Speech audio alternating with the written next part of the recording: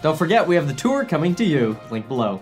Now, BC really got me triggered in the comments today, and this is what I look like when I get triggered. BC states that aside from this, buying in the wedge is literally impossible for a normal person in SoCal. We've tried. The houses are literally gone in 2 to 3 days, typically because a number of investors try to nab them, and there is an oversaturation of the amount of those investors. For example, my wife and I tried to scoop up a wedge in Orange County. We knew the house was coming on the market before anybody else did, but so did other investors, and the house was literally scooped up by a cash buyer with $600,000 in cash. And a week and a half later, it's already been flipped. We've been pushed out of this market like crazy for the past year and a half in Southern California.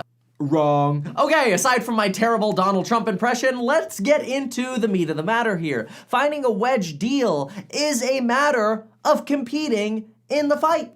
Folks, when I go look at a property that I think is a good wedge deal, I love me some competition, because as a listing agent of properties that oftentimes get multiple offers, I realize that 90% of offers suck.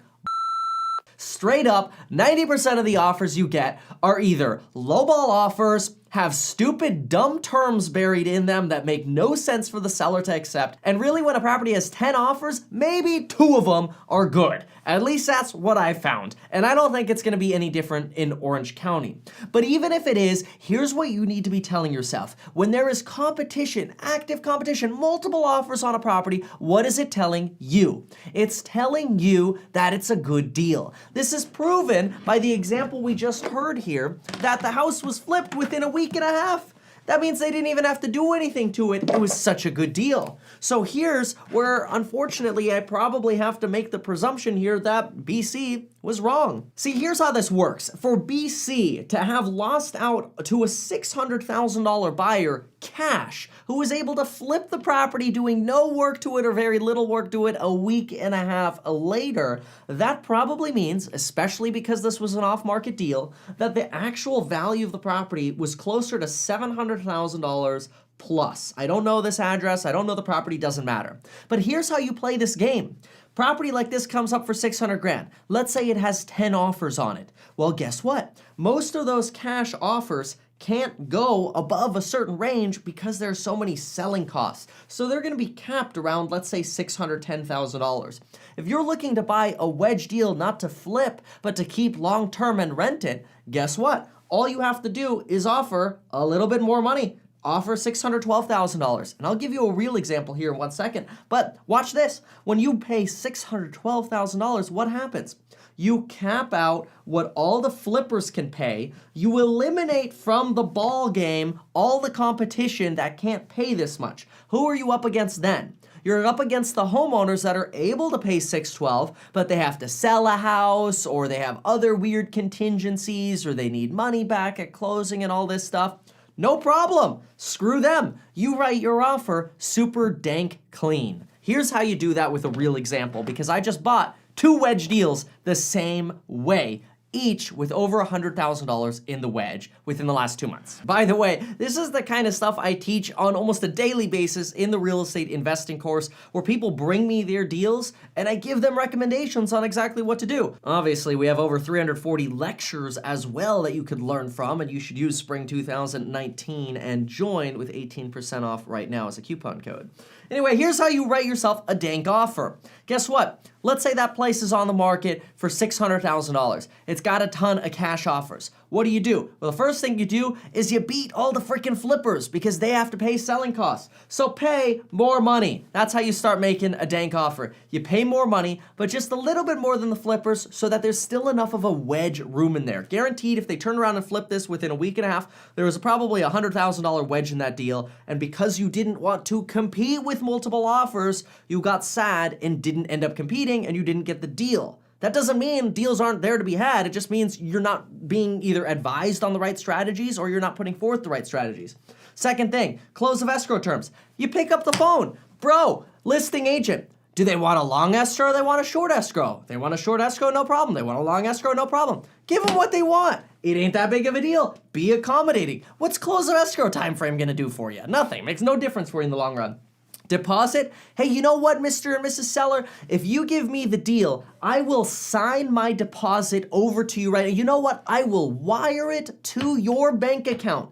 It won't even go into escrow. I will wire it straight into your bank account. Just yesterday, I was at Chase because I have literally done exactly this on my own deals twice in the last 3 months. I told him with a handshake and a contract, I'll give you this deposit and I will buy this property or you keep my 20 grand. I'm so confident of that. I will wire it or deposit it right into your bank account. And that's what I did, so it doesn't get caught up in escrow. That makes your offer pretty dang powerful compared to everybody else. It's like, well, yeah, I'm not sure yet. Gosh, it's just not that hard. Appraisal? I know it's a good deal. I don't need an appraiser telling me it's a good deal. I'll waive that contingency. Inspection? I'll get an inspection, and if it's really, really bad, I guess I kiss my 20 grand goodbye. But the odds are, because I'm gonna surround myself with the proper agent, the proper lender, the proper contractors and professionals, I'm gonna go into the deal, and I'm gonna be pretty dang sure of the condition of the windows, the roof, the plumbing system, and the foundation before I even write an offer. These are not hard things to find in houses. It's very difficult to get surprised when a house is crappy. Usually there are a ton of red flags.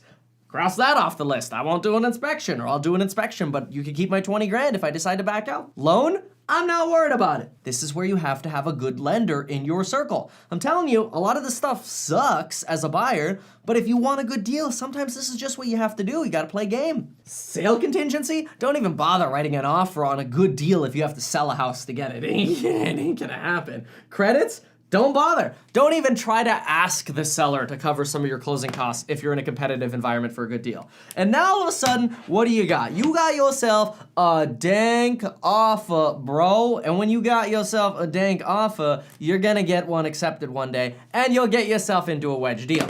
The Chosen One wants to know, yeah, but what if your tenants lose their jobs? How do you fix that situation? Well, here's how you fix that situation. First of all, you ideally properly screen your tenants to ensure that they have excellent credit ratings at first. I don't take substandard credit ever, and I never not screen credit because that is the kiss of death. Because even a tenant that loses their job that has good credit understands that getting their credit hurt actually hurts their ability to get a new job, especially as more employers begin to screen credit. So the tenants are usually highly motivated to keep their credit reputation, especially when they lose their job. And what do? They keep making payments so that their credit stays good and they can get a job. Now, the other scenario I like is when you have two household incomes that can both cover the rent. So if one person loses their job, at least ideally the other person can still pay rent. But sometimes this is complicated because if people make too much money, then they might be incentivized to buy and leave earlier. And turnover is bad. I'd rather keep tenants as long as possible. So the biggest thing is really credit screening. If they lose their job and they stop making payments,